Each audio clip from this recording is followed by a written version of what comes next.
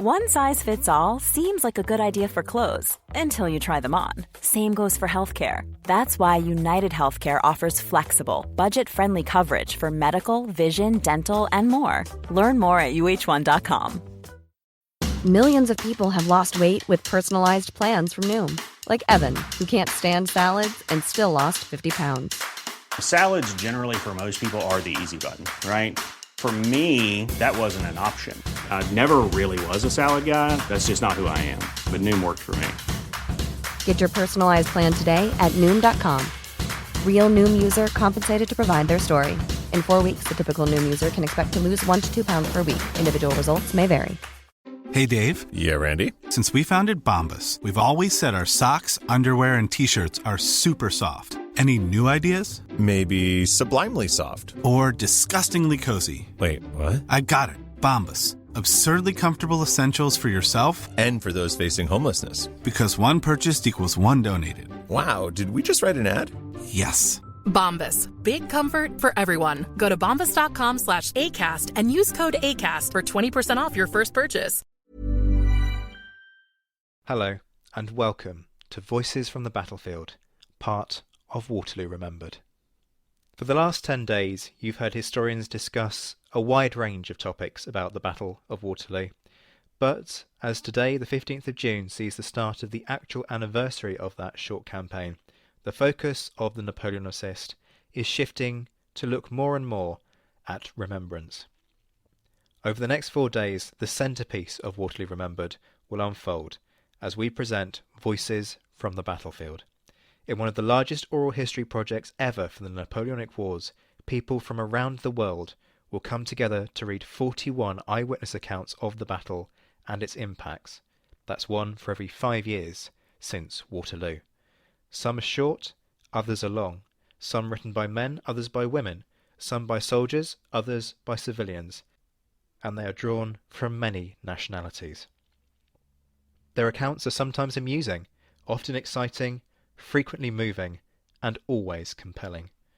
What follows, in a sequence of 41 separate instalments over the next 4 days, are the memories, the thoughts, and the feelings of those caught up in one of the most important events in European history.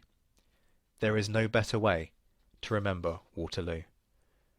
Our first extract is read by the Napoleonic historian Nick Lipscomb, a former artillery colonel, and comes from the memoirs of Thomas Creevey. Thomas Creevey was a Whig politician. He enjoyed a minor ministerial position in the Ministry of All Talents in 1806-7, but it was, like the ministry itself, short-lived, with the Whigs finding themselves in the political wilderness. Advancement for Creevey was simply not possible. And by the time the Whigs regained power in 1830 at the expense of the Duke of Wellington's somewhat fragmented Tory party, Creevey had indeed lost his seat, and he was therefore moved to a more obscure post within the Board of Ordnance.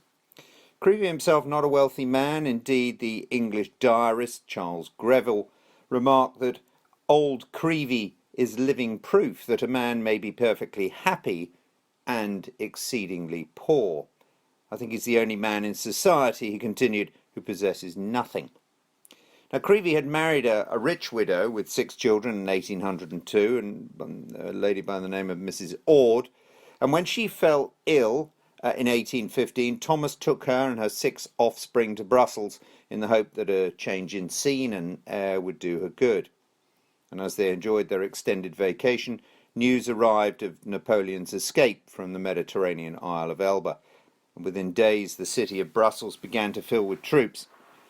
By June, the realization that war was imminent and that the city of Brussels was sitting precariously on the operational map caught many families, Creevey's included, somewhat unawares. Creevey and his family remained, and he and his wife and 2 of the Ord daughters were to enjoy the Duchess of Richmond's ball on the 15th of June. Now, the first of my 2 accounts recalls a chance meeting between Wellington and Creevey in the Brussels Park opposite the British ambassador's house, some 2 to 3 weeks before the battle itself. Now, Wellington knew that Creevey was a Whig, and he couldn't therefore resist in a quick political dig. Creevey recalled, "So he began to me, by observing what a good thing it is for ministers that Grattan had made a speech in favour of the war. Grattan himself, of course, being another Whig politician who had decided to distance himself, shall we say, from the Whigs and support the Tories in the final struggle against Napoleon. To which Creevey replied that all ministers were always lucky in finding some unexpected support. And then I added the question was a nice one. A question of expediency, said the Duke. Granted, I replied. Quite, said the Duke. And now then, will you let me ask you, Duke, what you think you will make of it? He stopped and said in the most natural manner, By God, I think Blücher and myself can do the thing. Do you calculate, I asked, upon any desertion in Bonaparte's army? Not upon a man, he said, from the colonel to the private in a regiment, both inclusive. We may pick up a marshal or two, perhaps, but not worth a damn. Well, do you reckon, I asked, upon any support from the French king's troops at Alost? This is the French King Louis XVIII, of course, who in fact was with his guard some 15 miles west of Brussels. Oh, said Wellington, don't mention such fellows. No, I think Blücher and I can do the business. And then, seeing a private soldier of one of our infantry regiments enter the park, gaping at the statues and images, there, he said, pointing at the soldier, it all depends on that article whether we do the business or not. Give me enough of it, and I am sure. Well, my second account is the day after the battle, at about 11 o'clock in the morning. And Creevey picks up the story. About 11 o'clock, upon going out again, I heard a report that the Duke was in Brussels, and I went from curiosity to see whether there was any appearance of him or any of his staff at his residence in the park. As I approached, I saw people collected in the street about the house, and when I got amongst them, the first thing I saw was the Duke upstairs, alone at his window. Upon his recognising me, he immediately beckoned to me with his finger to come up. I met Lord Arthur Hill in the ante-room below, who, after shaking hands and congratulation, told me I could not go up to the Duke, as he was then occupied in writing his dispatch. But as I had been invited, I of course proceeded. The first thing I did, of course, was to put out my hand and congratulate him upon his victory. He made a variety of observations in his short, natural, blunt way, but with the greatest gravity all the time, and without the least approach to anything like triumph or joy. It has been a damned serious business, he said. Blücher and I have lost 30,000 men. It has been a damn nice thing, the nearest run thing you ever saw in your life. Blücher lost 14,000 on Friday night and got so damnably licked I could not find him on Saturday morning, so I was obliged to fall back to keep up my communications with him. Then, as he walked about, he praised greatly those guards who kept the farm, meaning Hougoumont, of course, against the repeated attacks of the French, and then he praised all our troops, uttering repeated expressions of astonishment at our men's courage. He repeated so often, its being so nice a thing, so nearly run a thing, that I asked him if the French had fought better than he had ever seen them do before. No, he said, they've always fought the same, since I first saw them at Wimmera.